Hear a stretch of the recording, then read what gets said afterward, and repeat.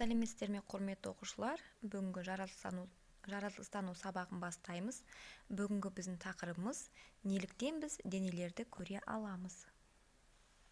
Бүгінгі сабақта сен жарықтың шағылуының маңызын түсінесің, жарықтың кедір бұдырлы беттен қалай шағылатынын білесің. Балалар, біз осы тоқсанда табиғат физикасы деген жаңа бөлімді бастаймыз. Бұл бөлімде балалар біз көптеген жаңалықтар ашып, зерттеулер жасайтын боламыз. Балалар, енді суретке назар аударыңдар. Суретте нені көріп тұрмыз? Сипаттаңдар. Балалар, айтыңдаршы, көлдің беті қандай затқа ұқсайды? Дұрыс айтасыңдар.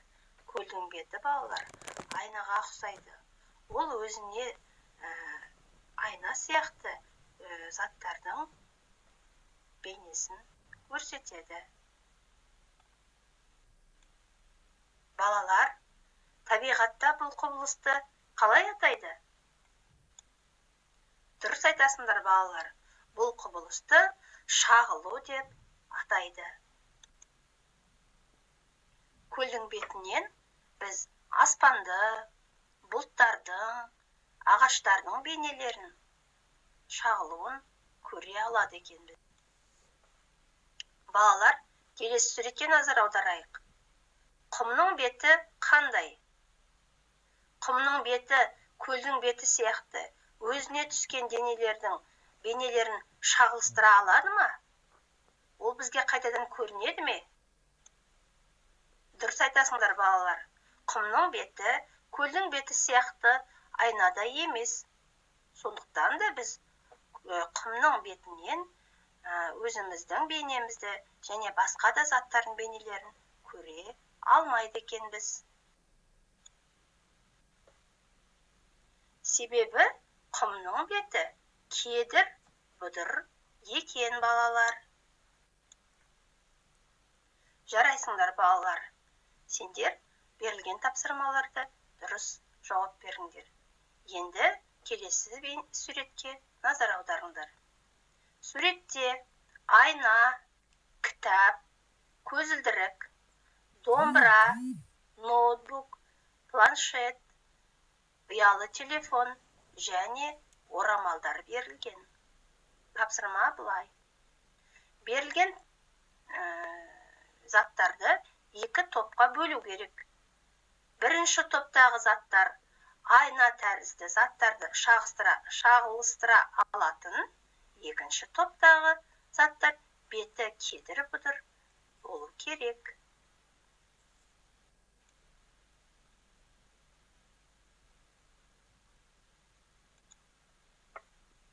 Жарайсыңдар, балалар. Бірінші топқа жататын заттар олар айна, планшет, ноутбук, ұялы телефон және көзілдірік. Бұл заттардың беті айна тәріздес. Екінші топтағы заттардың беттері кедір бұдырлы беттер. Оларға кітап, орамал және домбыра заттар жатады.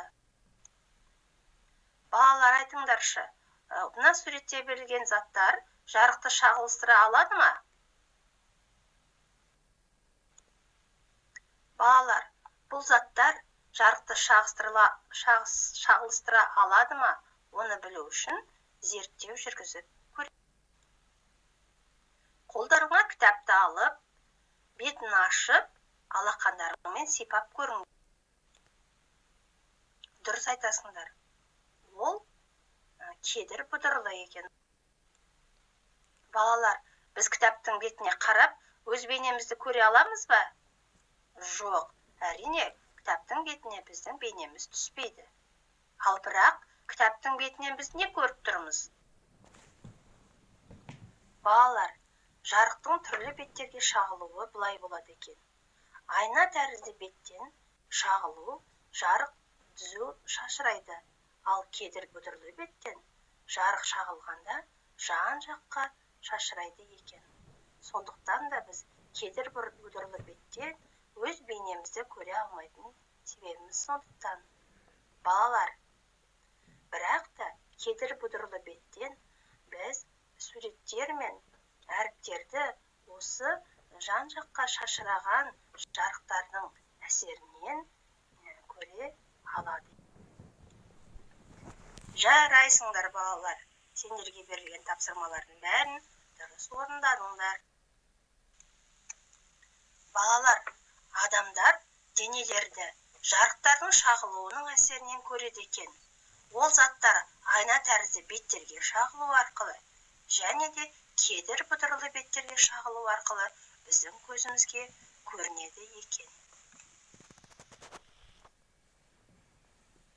Құрметті оқушылар, бүгінгі сабақ сіздерге түсінікті болса, сіздерге оқу тапсырмасы оқулықтарыңыздағы 5-ші бетті түсініп оқисыздар. Назарларыңызға рахмет, сау болыңыздар.